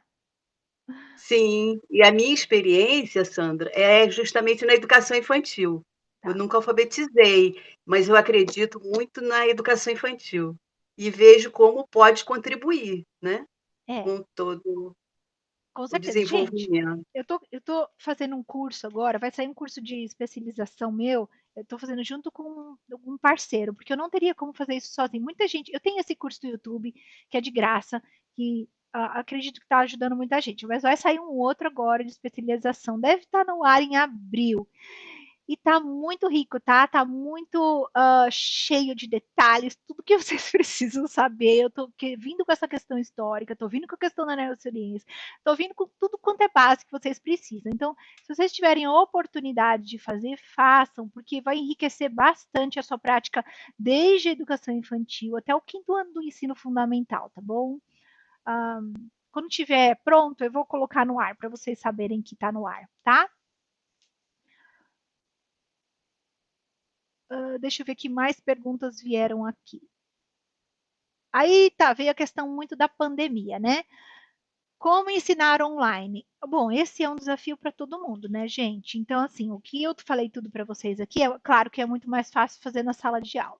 Agora, o online, quando você tem a possibilidade de fazer como eu estou fazendo com vocês aqui, né? Estou ali no cantinho, vocês estão aqui, a gente está conversando, é mais fácil, porque você fica ali na câmera, você faz palhaçada, você brinca, você fala, você conversa, você faz as pessoas falarem. Fala agora comigo, Mara. Fala agora comigo, Maria. Fala agora comigo, Ari. Então você vai pedindo para as crianças falarem o tempo inteiro, né? Agora, para as crianças de escola pública, está um pouco mais difícil quando você não tem essa interação. não é? Quando você tem que gravar o vídeo e manda e espera que ela assista. Então, aí é um pouco mais complicado. Mas, mesmo assim, se você está gravando um vídeo, né, e esperando que a criança assista, ou fazendo pelo WhatsApp, que também tem muita gente fazendo pelo WhatsApp, a ideia é que vocês tentem ser o mais lúdica possível, o mais lúdica que vocês puderem nesses vídeos, né, para que as crianças entendam. E, gente, se possível, pedir o auxílio dos pais, manda o alfabeto das onomatopeias, se possível, explica para eles só como funciona e pede para que as crianças vejam aquilo todos os dias, tá? Quem sabe isso não ajuda um pouquinho mais. Então, a gente tem diversos cenários de pandemia também, né? Tem aquela pandemia que você tem um contato, tem aquela pandemia que você não tem. Então, é difícil falar assim como fazer as aulas não presenciais. É isso que eu estou falando. Se você tem esse contato, é mais fácil. Então, eu não sei como é a realidade de vocês.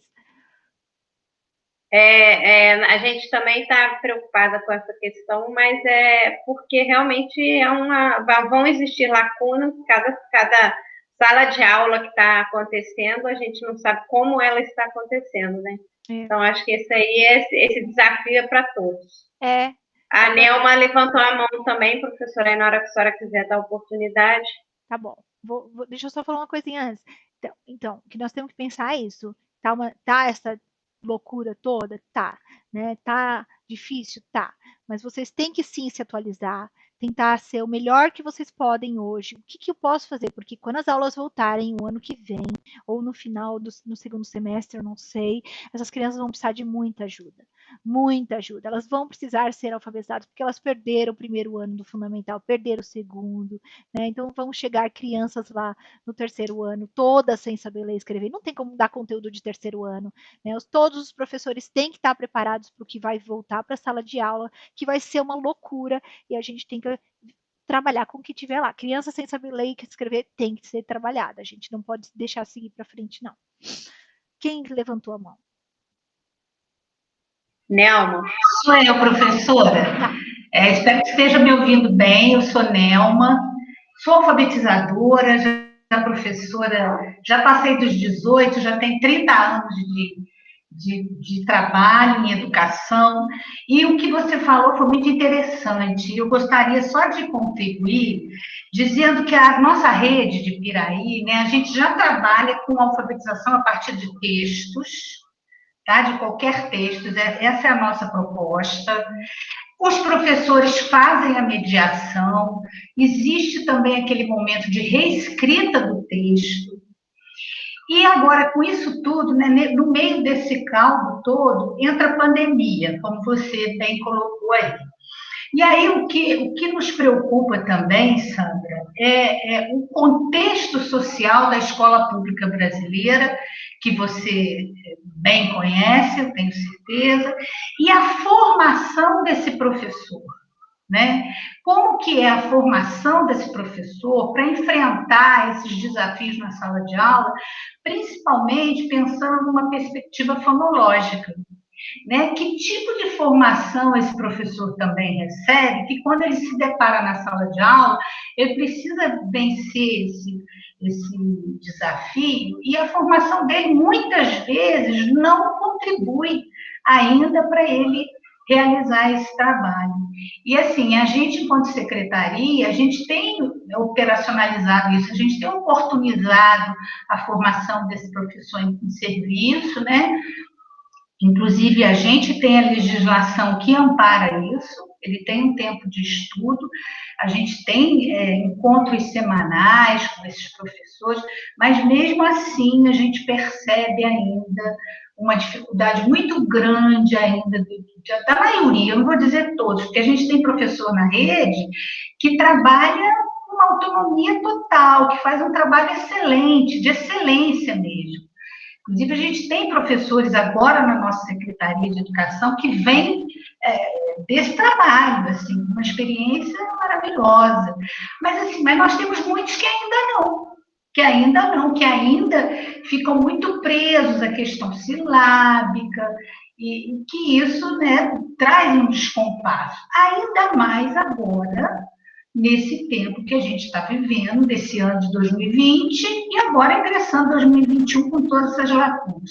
Me preocupa também a questão conteudista, né? No momento em que a gente apresenta conteúdo de nível escolar, sendo que essa criança daquele ano escolar, eu achei muito interessante a sua fala quando você colocou, na questão da gente se desvencilhar um pouco disso, né, de níveis, de ano. Eu acho que nesse momento, então, a gente precisa pensar de forma mais global e entender que o que uma criança precisa nesse momento é saber ler, escrever, entender o que leu, porque isso é o mais importante no momento.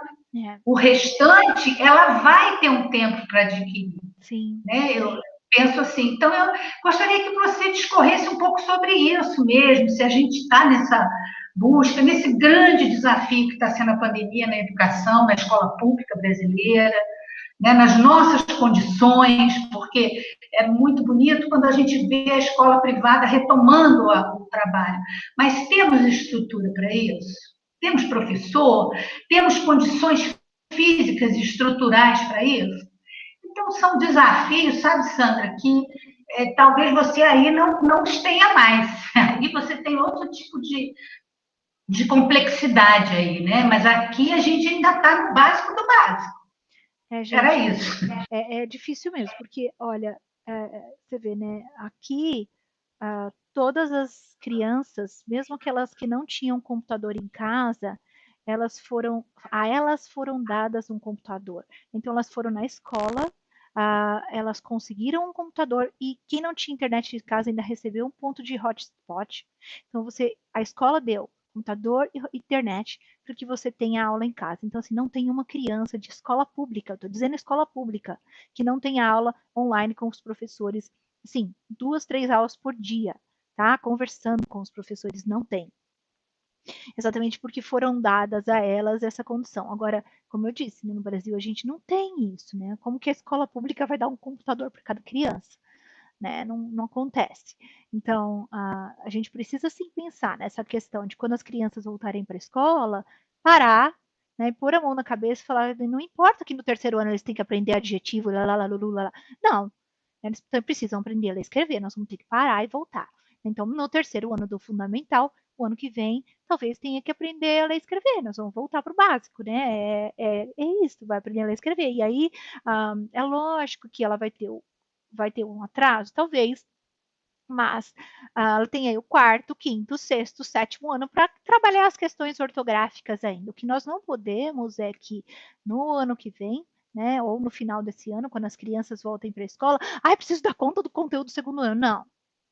Eu preciso dar conta da criança que não lê, não escreve, não entende o mínimo de compreender, mesmo que ela, por exemplo, estava no segundo ano no passado, não trabalhou nada, voltou para a escola, esqueceu, porque não leu um texto em casa, não teve um livro para ler, né? Então, está alfabetizada, mas não tem fluência, então eu vou ter que trabalhar fluência, vou ter que trabalhar textos fáceis para trabalhar a compreensão de texto, né? Produção de texto também, e eu vou ter que fazer essas crianças fazerem isso. Eu acho que aprender a ler e escrever, texto básico para compreender e pequenas produções de texto para aprender a escrever. Né? O resto dos conteúdos, gente, o tempo dá conta. É isso, esperar que, eu torço para que elas tenham, todas as crianças tenham a chance de voltar para a escola e acompanhar. Eu espero que todas elas tenham um professor que queira fazer com que elas aprendam a ler e escrever. É o que eu desejo para elas. E com a questão da formação do professor, assim. Isso que eu ia te perguntar. E que os professores aproveitem esse tempo, né? Que eu sou um professor de terceiro, quarto ano, não sei alfabetizar, o que eu vou fazer? Não sou professor alfabetizador, eu sou professor de quarto ano. Então, para mim, tanto faz. Não, gente. Vai se especializar, vai entender. Entenda que daqui a 2 anos vai chegar criança para você sem saber ler e escrever, você tem que se alfabetizar. Né? Então, professores de quarto ano precisam aprender a alfabetizar. E assim, tem que fazer curso, tem que se especializar. Tá? Porque a faculdade não ensina, a faculdade mal ensina da aula normal, né? no quarto, quinto ano, muito mais alfabetizar que não ensina nada. Então, é realmente na prática com seus amigos, né, que você vai começando a aprender. E male, porque é o que eu falei para vocês, olha, eu sofri. Foi realmente estudar, ir atrás, pesquisar, me fez melhorar a minha prática. Então, aproveitem o que tem de bom na internet, aproveitem os bons cursos de especialização em alfabetização, para que vocês aprendam nessa época aí de que estão em casa, em pandemia, e voltar para a escola dar conta dessas crianças, gente. Nós somos professores, não importa a série. Nossa função é fazer com que eles aprendam a ler e escrever e tenham o mínimo, que é o básico para a cidadania. Criança que não lê e escreve, você está tirando a chance dela de ter uma parte nessa sociedade. Nós precisamos dar isso para ela, não importa o ano em que ela chegue na escola. Professora Jéssica também levantou. Obrigada. Depois da Nelma, a Jéssica também levantou a mão. Tá bom, Jéssica, pode falar. Esse assunto muito me inquieta, muito me incomoda. Isso é legal nessa discussão. E eu fico feliz por estar aqui, principalmente assim, no sábado, né? A gente fez a escolha de poder estar participando dessa discussão, porque nos tempos normais, deixa eu colocar aqui.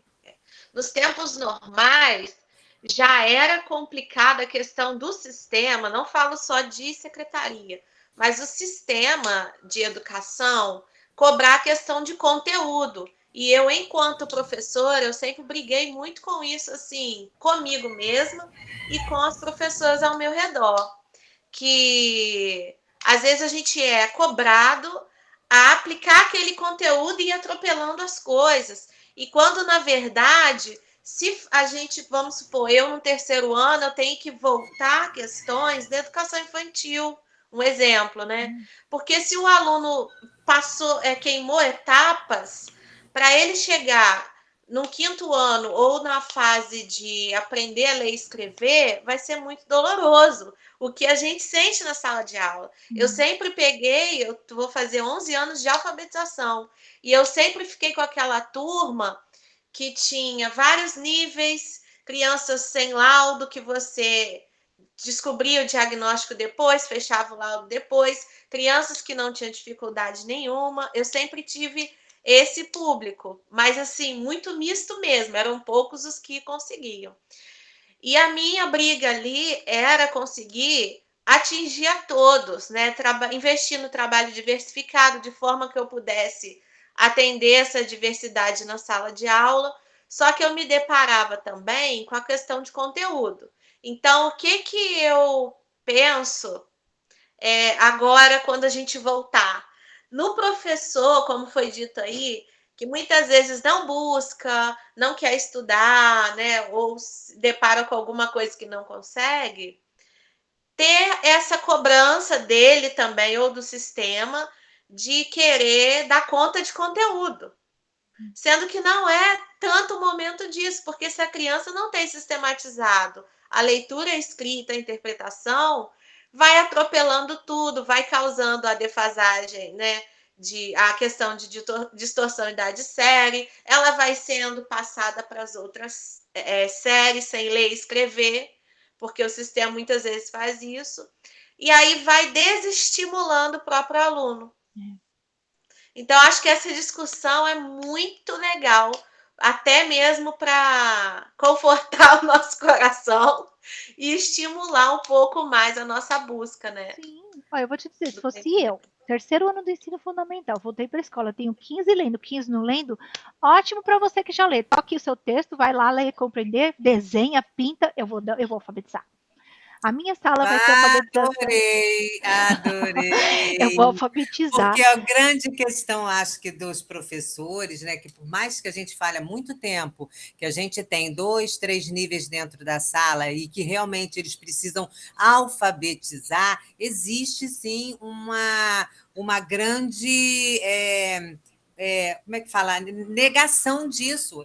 Acaba que né, muitos professores se negam a achar que está lá no terceiro que vai ter que alfabetizar. E aí fica fingindo, fica dando para a criança copiar do quadro, porque eles se tornam copistas, né? E excelentes, com umas letras lindas e maravilhosas. E aí acontece que essa questão que a Jéssica falou, não adianta, enquanto a gente não prestar atenção, não ser responsáveis, né? Igual a Jéssica falou que ela fazia, tem que alfabetizar, senão a gente não vai conseguir diminuir essa distorção em idade série, todos esses problemas que a gente tem na escola, né?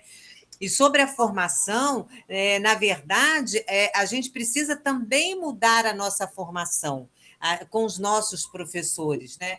E aí é por isso que essa equipe, né, que está agora com a gente aí, né, da educação infantil ao 5º ano, Sandra, vem com essa proposta e a gente está vindo muito forte mesmo, de estar repensando todas essas questões, né? Todas essas questões, inclusive a da formação do professor, porque a gente precisa mudar. Porque se até então, que era feito, a gente viu que não deu tanto resultado no chão da escola, né, no resultado dos nossos alunos, a gente precisa buscar novos caminhos e novos rumos, né? E uma das possibilidades é através, né, de novas possibilidades. É por isso que eu acredito muito no ensino fonológico. Eu acho que isso, entrando do nosso dia a dia, aos poucos, todo mundo se apropriando desse conceito, eu acho que fazendo um trabalho muito legal de resgatar esses alunos, iniciando, igual você falou, quando retomar, a gente já tem que pensar, assim, numa proposta de como fazer com esses alunos que estão aí, porque a gente vai ter um vácuo de 2 anos, né? Muita coisa a gente não vai conseguir ganhar, porque são 2 anos e eu acho que é uma perda muito grande, mas muita coisa a gente pode ganhar. Então, assim, a gente precisa fazer um trabalho pedagógico, uma proposta muito séria e muito responsável nesse sentido da alfabetização, né? Por isso, Raquel, que a gente até já vem discutindo há algum tempo a questão da consciência fonológica nas séries iniciais e também do trabalho diversificado, para justamente atender essas diferenças, né? Mas tudo leva um tempo, né? Emília Ferreira falava isso. Leva um tempo para que se torne sólido o trabalho e que as pessoas acreditem, quebrem paradigmas, mas é o que a gente tem que fazer, a gente tem que estudar, né? Todos nós, não só da secretaria, mas os professores também, para se apropriar, né, do que é necessário para que aquelas crianças aprendam. Né? A Magda Soares, ela traz para a gente essa reflexão, que não existe um método só que alfabetize um aluno. Na verdade, nós podemos utilizar estratégias variadas, né, para alfabetizar. E dentro delas está a questão da consciência fonológica. Inclusive, assim, essa questão do método, a Magda Soares fala isso, mas o pessoal da psicologia cognitiva também fala. Inclusive, assim, o que eles propõem está na PNA, que o que é eficaz é instrução fônica sistemática, e você vai usar de diferentes métodos para alfabetizar, né? Quando eu fiz o método das onomatopeias, eu fiquei até muito indecisa se eu chamava de método ou não, porque eu não queria metodizar o meu ensino, mas enfim, eu precisava de certa maneira fechar e fazer um manual para poder ensinar as pessoas. Eu falei, bom, vai ser mais um método entre outros que eles possam usar, mas de uma determinada forma eu precisava fechar aquilo para que um pai, por exemplo, possa pegar, que é o que está acontecendo, aprender e usar, né? Que essa é a função do método. Mas você pode usar diferentes métodos. Mas é isso, gente, vai ter que se cada vez mais se especializar, entender, estudar, porque as coisas estão mudando e a gente precisa se atualizar. Tá?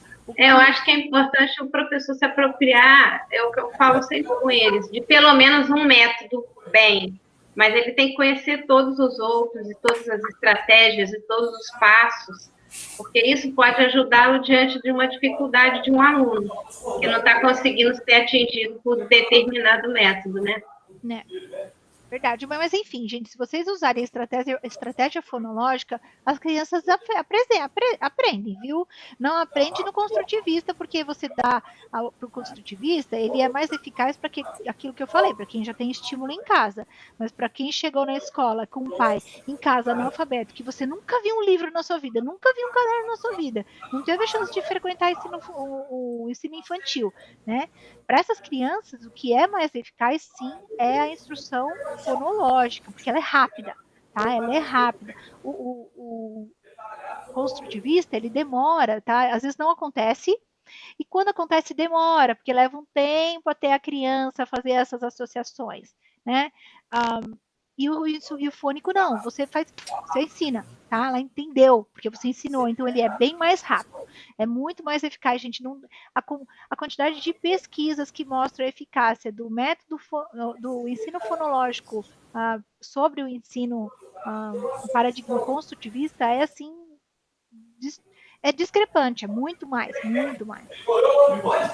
E é isso, gente. Tem que ser alfabetizado. Chegou no 3º ano, vamos alfabetizar, tá? E continuem sempre estudando, sempre procurando a troca, o que vocês estão fazendo aqui hoje, né? Estar aí no sábado à tarde estudando, conversando sobre educação é importante. Não é todo mundo que faz isso, né? Mas é importante fazer.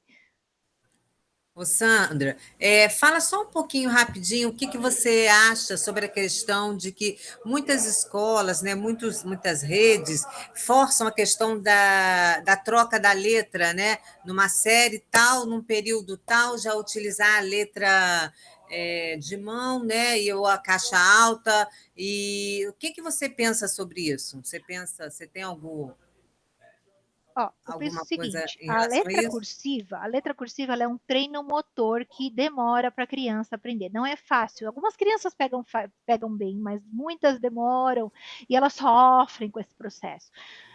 Agora, o que eu acho é que a letra bastão ela é mais fácil de ser escrita, né? Passou, tá? É fácil. E, então, ela privilegia o sistema, a aprendizagem da escrita, mais do que a aprendizagem do tipo de letra que você está usando.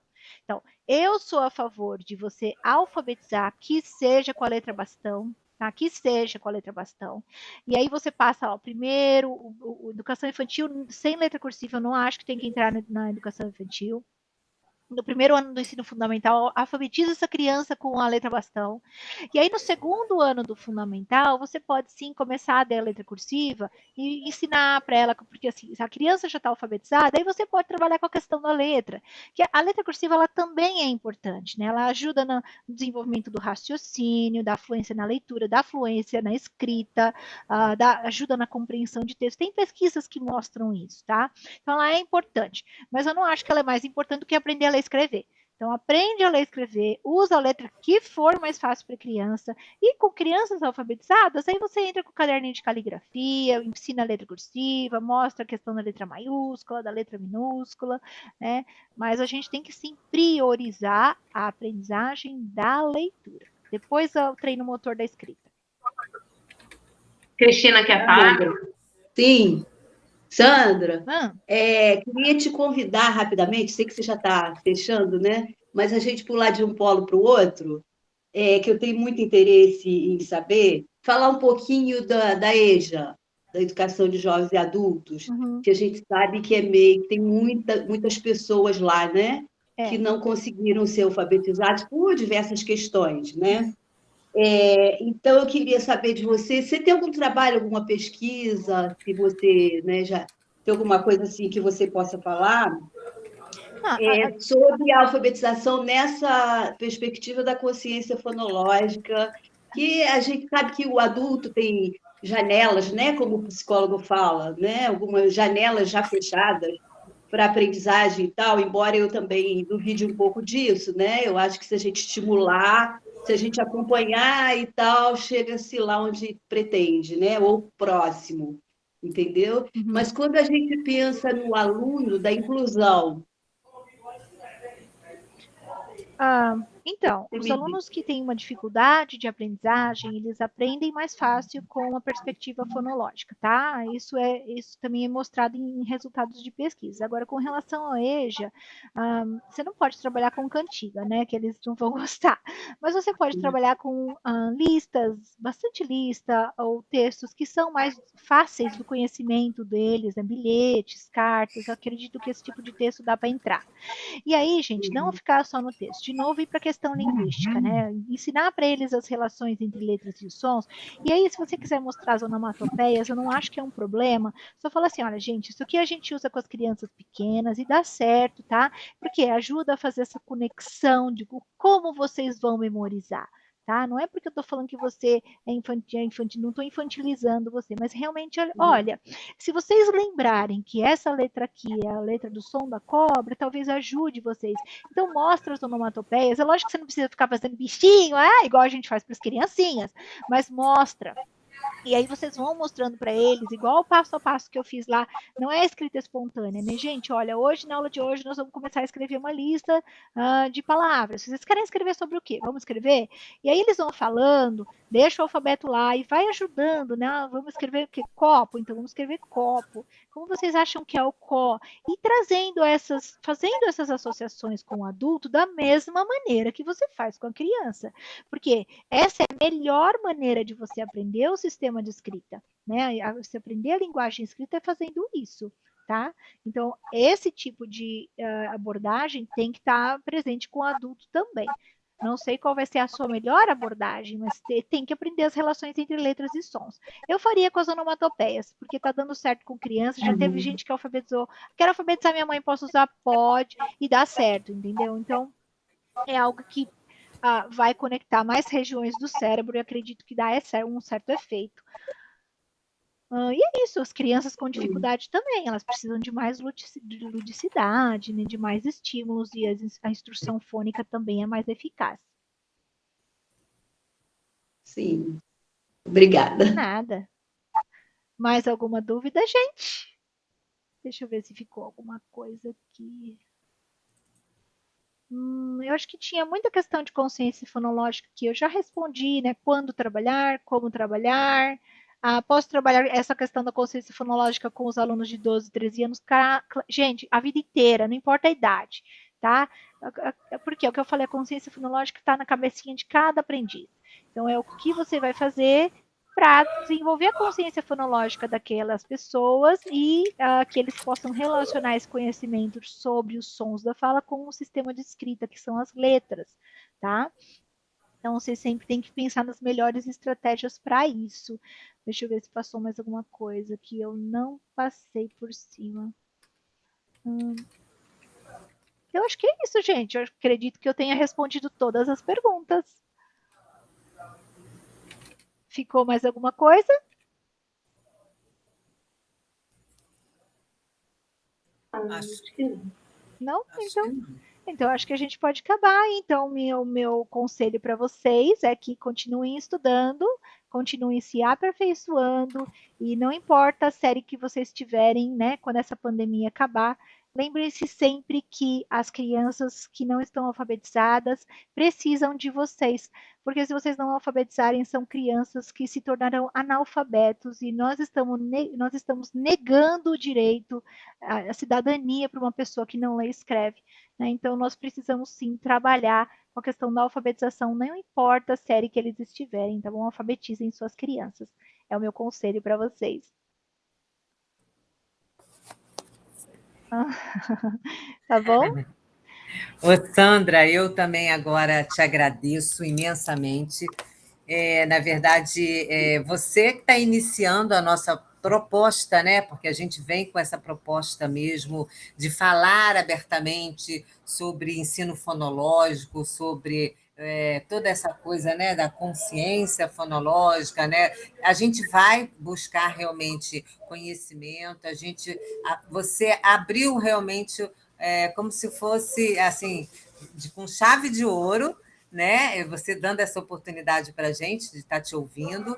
E assim, é um pontapé inicial que você deu para a gente refletir sobre todas as possibilidades e buscar estudar e a gente está apresentando uma nova proposta para o nosso município, para os nossos alunos.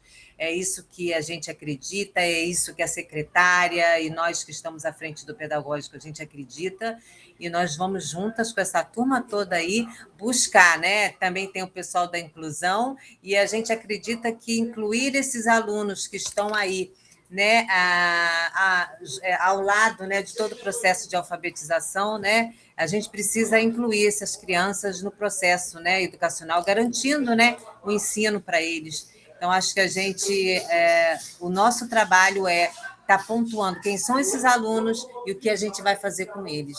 Sim, Tá? com certeza. Eu te agradeço imensamente e a gente vai conversando. Sim, tá gente, bom? olha, se vocês tiverem oportunidade, se inscrevam lá no meu canal do YouTube e aí faz o curso. Tem lá, eu tenho um curso assim, curso de alfabetização, são 20 aulas, tá?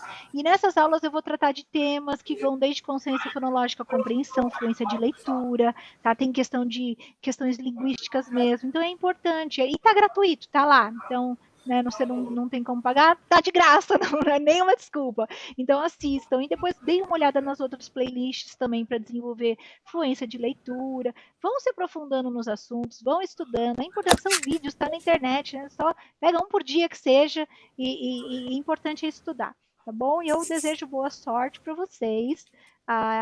E é isso, espero que dê tudo certo quando voltar às aulas. Um grande abraço, tá? Fica Tchau, com Deus. gente. Tchau, gente. Obrigada. Tchau. Boa tarde. Obrigada, Boa tarde. De nada. Obrigada. De nada. Tchau. Tchau.